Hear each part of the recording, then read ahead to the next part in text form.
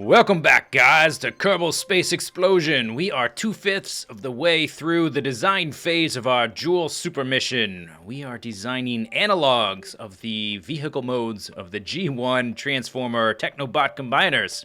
Why? Because why not? It's a sandbox game. I'm gonna do what I want. Why not do something a little bit out of the ordinary?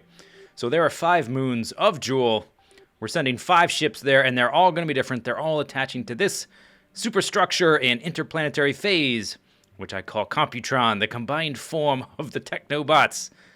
I've got this weird graphical glitch. Let me know in the comments if you're having similar things, or if this is like something wrong with my version. I'm wondering if it's debris that's in outer space that is sort of thinks it's not there but hasn't been properly deleted. I'm not really sure. I get these flickering little polygons here and there. It looks like a shard of a fuel tank or something. And now that I start talking about it, they're not there. Anyway, today we're designing number 3 on our list of 5 Technobots. We're designing Afterburner, the motorcycle. That should be that should be no problem, right? Designing a motorcycle in Kerbal Space Program. And he is going to Paul. Let's take a look at the moon he's going to. So here is Joule, the gas giant, and Paul is the 5th moon, the furthest out, and the one with the lightest gravity, which is why we're sending the motorcycle there, because it'll be the trickiest to stay balanced, I would think. It's got 0.038 gravity, just less than Minmus, and it has a really broken up surface. Really irregular. Can't wait to land there. No atmosphere, obviously. Only 44 kilometers in radius. Real quick, let's take a look. Let me show you how much debris is in orbit around Kerbin. I think that may be what's going on. Let's come back in here. No, that's the wrong planet. Got a lot of asteroids we still haven't messed around with. Okay, so here's Kerbin. Let's center on that. Now, if I click here, look, see this debris here? 269 is that number. Bam! Look at that. That is all. We got some way out here, too. What's this from? Pancake. Oh, okay. That is a lot of debris. I thought about deleting all of this just to clean up the system, but then I was like, what fun is that? Goes like stink. We've got a lot of crashed down parts here. A lot of stuff in orbit. The fuel stuff, the Eve lander, Gilly lander, Eve lander, nose cone. Computron. Maybe I should put Computron in a higher orbit or something, just to get it out of the orbit of all this stuff. We're gonna have something like what happened in the movie Gravity is gonna happen. Everything's gonna explode and it's gonna cascade and destroy everything. Minmus. All right. Anyway, let's design this motorcycle. So right about now, I'm gonna put an image in one of the corners of the screen to just show you basically what the toy from the 80s looked like. It's the very general shape that we're looking for. I think I'm going to use this cockpit. I've never used this thing before. This is supposed to look like a space shuttle that NASA used. I think it sort of fits the shape. And obviously we're going to need wheels on the front and back. And this is the part, I don't even know how I'm going to do this. We're going to need wheels on the front and back. We're also going to need the modular clamp system so that we can attach it to Computron. We can either put this on the bottom, on the top, or on the sides. For now, let's just stick it right there. And let's figure out what wheels we want to use. We've got a few options. We got these things. Now look how tiny that is. That's actually a pretty big wheel for a lander. And it doesn't really stick down very far below where you hinge it on, so we might have to lower it somehow. We've got these. Those aren't going to work. Those are for planes. We've got these things, which are even smaller. Those don't really fit the bill. We've got these. I think I'm going to use these for the race car light speed. So let's get rid of those. And that leaves us, of course, with these things. These gigantic wheels. Now, obviously, that's incredibly off-center. If we wanted to use something like that, we would have to do something like this, and then, I don't know, maybe like that. and then attach it like this, and even that it is still off center. It needs to be farther over. I do think though that these wheels are the way to go if you look at the proportions of the motorcycle. What's it? I think that's the size we need. Unless we made it radically smaller, we would have to use this guy instead of the space shuttle. We'd have to use Mark II cockpit instead of Mark III cockpit if we wanted to use these wheels for those to be appropriately sized. And even then, they look a little small. So I think it's gonna be kind of like this. I'm gonna grab this and put this on the back. Obviously that looks really stupid, but that's the basics. Now that's one thing we could do, or let's take these off. Oops. Do a Control Z to undo. Let's take this off, and let's see. Let's do something like this, and then let's put some fuel tanks here. We're gonna need fuel. It's gonna be a spaceship, not just a motorcycle. And let's do that. Something like this. And then let's try putting these things on the side here. And I'm sort of thinking these are analogs to the orange section on the side of the actual motorcycle. And then let me try something like this. What if we did this, and could we overlap them? Will that make them totally bug out? Oh, now they're not. There we go. Like this. I wonder if we could get them a little bit closer to where they look like they're one wheel. That might be the ticket. We would avoid some of the balance issues of just having one wheel per side like that. That's gonna have balance issues. Even if I can get this centered, it's gonna be a little bit awkward. But if we can do something like, let's see, which button is it? There we go. Well, you get the idea. If we can get them to overlap and both turn green, oh, like that. I think that might be the ticket. All right, so here's a version that doesn't work, and you may be thinking, why do you have the wheels way up off the ground? That doesn't look anything like the image. Well, that's because I've run into a few problems, and I've still got that screen flickering issue going on, and that's happening even down here. So I think there's something wrong with the game. Let me know in the comments if you know what that is. Do I need to reinstall Kerbal Space Program? Right there, you see that? Okay, anyway. So let's pull back the legs. These are kind of like training wheels to keep the thing from falling over. It looks kind of cool. But here's issue number one. Let me enable this motor. And I have them turned off for a reason. Okay, so they're enabled. So wheels are spinning in the back, correct direction. Wheels are spinning in the front, the wrong direction. There's some funny thing with these wheels, which means some funny detail. I don't know what it is, but if you don't have them at a perfect 90-degree angle on the front, they're going to spin backwards. I don't know why. So, solution to that, not too bad. We'll just disable the engines in the front, and it'll be a rear-wheel drive motorcycle, which is what motorcycles are anyway, so who cares? Oh, but here's issue number two. The thing is not moving. Do you know why? It took me a while to figure it out, but I did. I figured out what the problem was.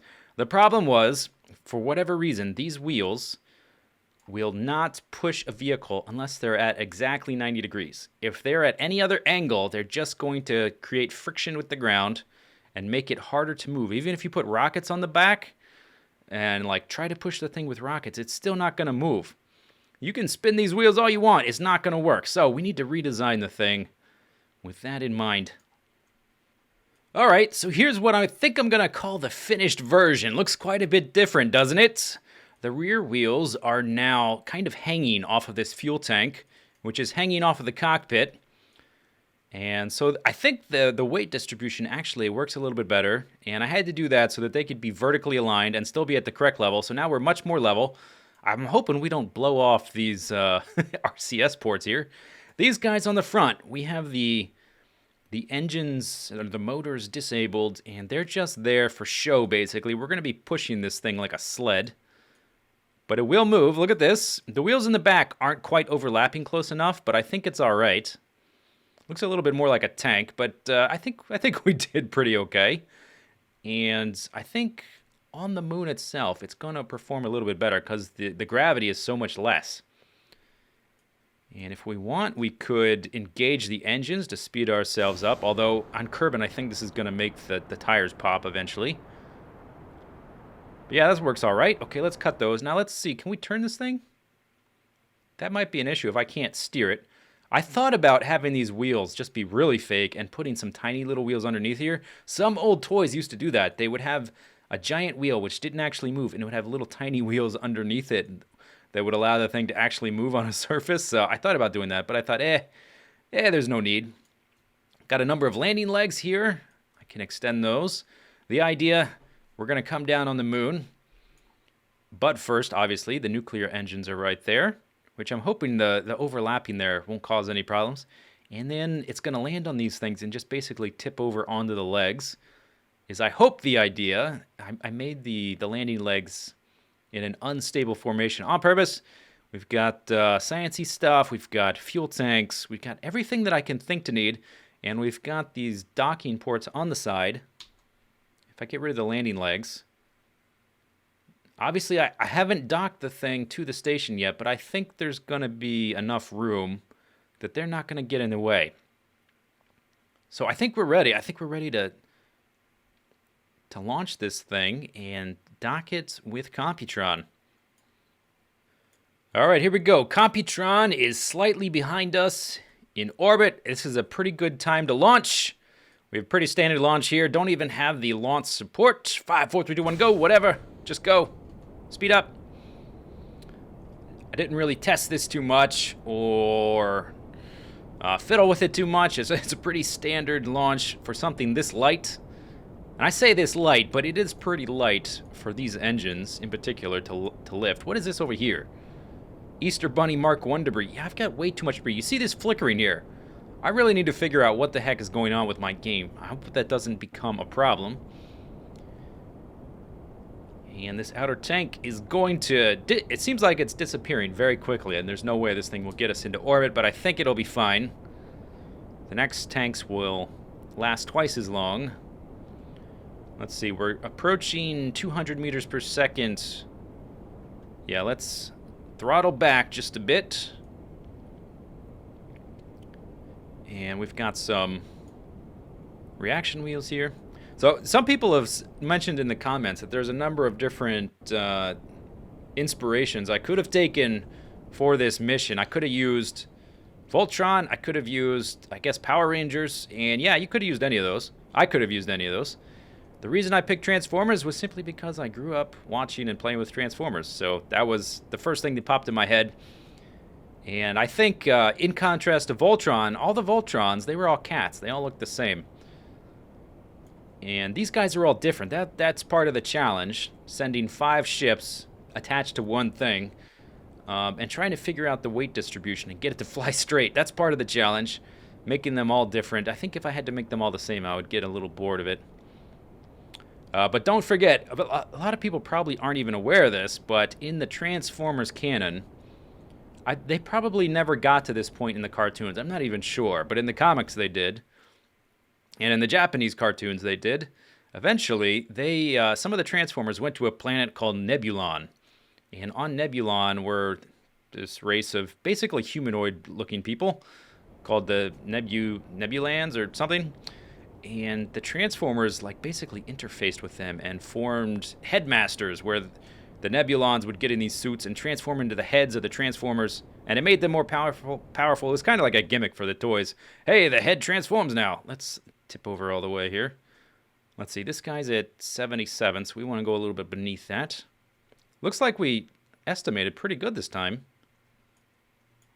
Tip over straight. 74. So the headmasters were, at least in the comics, and I guess in the Japanese cartoons, I'm not sure exactly how they handled it in the US cartoons, because at a certain point they split. Up to a certain point in the Generation 1 Transformers cartoons, the cartoons were produced by Hasbro and the toys were produced by Takara, and then they would translate the Japanese toys into English, and they would translate the English cartoons into Japanese. And eventually, they started, I guess around the time of the Headmasters, actually, they split that up. And anyway, there were little transforming heads with pilots inside them, hence our little Kerman guys. I'm thinking of them as like the Nebulons. Okay, we're actually, dang, we did pretty good. We're a little bit behind it, but that's fine. We want to get into an orbit around 74. Let's see, what did we do? 99, that's too much. And if I have enough fuel left, I think we may actually do a quick save, and I want to sort of test what this guy is like in the gravity I designed it for. So I'm thinking of sending him to Minmus before we finish this episode. So we'll do a quick save, fly out to Minmus, and then just do a quick load, just to save some time since we're so close to our objective here. 16 seconds. How much fuel? Yeah, we've got plenty of fuel left. This guy is lighter than the other two. He's a little heavier than I thought he would be because I had to build up so much structure to... Let me go into time acceleration. I had to build up some structure to support these huge wheels. And so it ended up being a little bit bigger than I thought it would. But hey, doesn't everything... Oh, crap. I overshot it. That's not good. I was too busy talking and time accelerating. This happens all the time when I'm making videos. I swear, when I'm playing games and I'm not talking over them, I play so much better. I promise you. Okay, here we go. Let's see what we did to our orbit. We probably screwed it up. Where's our periaps? 82. 58. Great. Okay. Crap. Let's do an adjustment. We need to do something like this to bring up bring up the periaps and down the apoaps.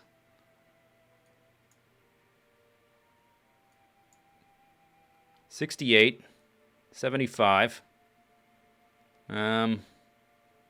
Okay, let's do that.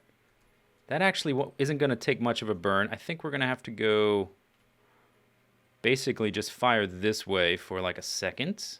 Yeah. All right, we can fix it. We can fix it. It's not the end of the world. It's not the best result, but I think it'll be fine.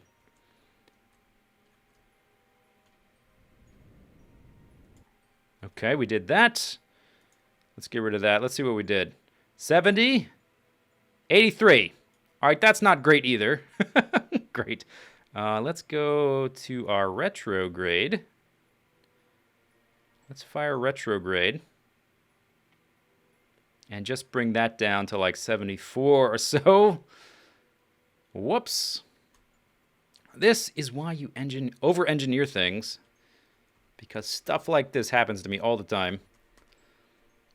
If I were more careful in what I was doing, I'd probably be all right. But I'm not. Okay, here we go. There we go. 73 and 70. Okay, that's good enough. That's good enough for right now. So let's do a quick save. F5, we've got a decent amount of fuel left. And let's go out to Minmus. Okay, here we are, getting close to the landing. This will be like the last little test just to make sure everything works the way I think it's gonna work. We used very little fuel to get here. So we should have lots of fuel once we're inside the system of Joule to go from wherever we, whatever orbit we end up in, out to the moon, land on it, and then come back. Where's my shadow? That's always, I've found, the best indicator of just how far you are from the ground. What is this right here? You see this? There's something on the ground there. I don't even know what that is. And we're going pretty slow, so I'm going to get rid of the throttle. Let's go ahead and put the landing gear out. See if this works. That's also another thing to figure out. Keep in mind, I can't really steer the thing. At least I couldn't when it was on the runway. So the way we land is the way we're going to take off. And I need to... The last thing we need to figure out is, can you take off? Either from going flat and using the engines to speed up and then tipping back, or do I need to use that hill over there? Oh, okay, we're getting close. This is what happens when you start talking and stop looking at the screen. I'm thinking visually about a future event, and I stop looking at the screen, but we've got plenty of time here. There we go, and the gravity's quite light here, so I'm not too worried about it. Okay, let's throttle up until we're losing a little bit of speed. A little more. Perfect. And then tip over. And nothing break. Tip over. Oh, did the wheels break? No, wheels are fine. Perfect. Exactly as intended. Look at that. I look kind of like a peacock with the landing gear flared out like that. Let's get some lights going. Orange lights this time. Yeah, lighting up the ship itself is actually kind of hard. I mostly lit up things around me. Let's get rid of the landing gear. Lovely. Okay, so can we steer it? Oh, I turned the brakes on, right? Because they were spinning in space. Uh-oh, we're not moving. There must not be enough gravity to have purchase with the ground. So let's do this. That'll allow us to move, I guess. And then can we steer? Since we're using the engines, yeah, we can steer. Okay, that's important to know. I don't want to go too fast, though, because I think the thing might explode if we get going too fast. So, can I tip back? Let's see if we can just take off on the ground. I was going to use that hill, but looks like the gravity is light enough. We don't need to. Look at that! Pow! Perfect! Alright, I think that's a success. I think this is going to work. So, let's do a quick load. How far off the ground do we get? We don't really have much of a trajectory, but whatever.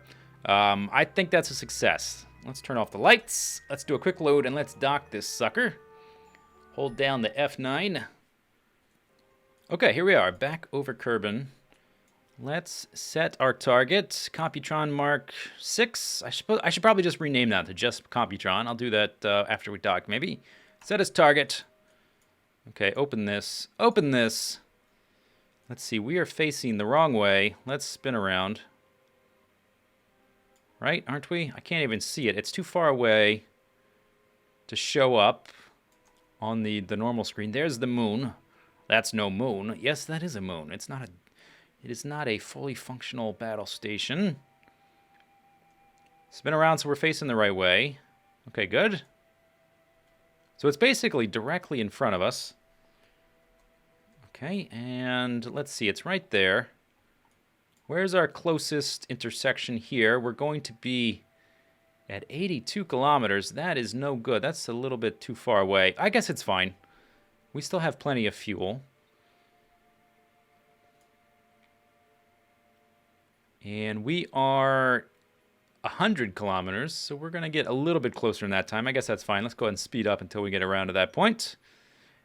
And then we're going to do the same old song and dance. We're going to burn towards our target and get to our closest intersection and then burn retrograde to kill off our relative momentum. Rinse and repeat until we get nice and close.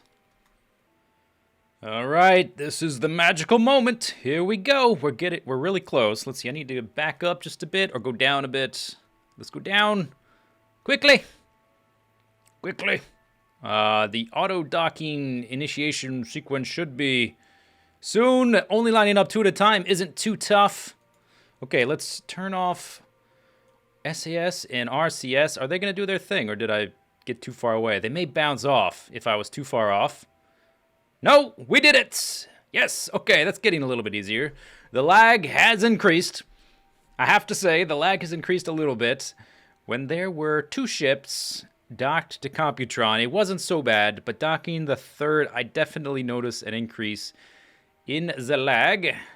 How are we doing for electrical charge? Oh, we're all the way down to 13,000 out of 14.5. Let's see what the lights look like. How much we're gonna lag this thing out.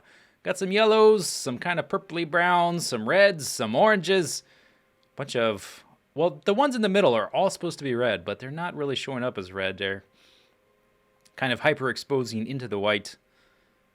That is pretty crazy. We've got 2 more to attach. Am I going to break the game? Is this even possible? Are we ever going to get the jewel? I hope so. Let's do a little fast forwardy. And that's a technical term. I heard it in a Scott Manley video. He said fast forwardy. It's an aeronautical astrophysics term. And let's get in the sunlight. The frame rate is not happy with me right now. And when I originally planned to do this, I wanted these 2, strafe and nose cone, I wanted them to be about this size.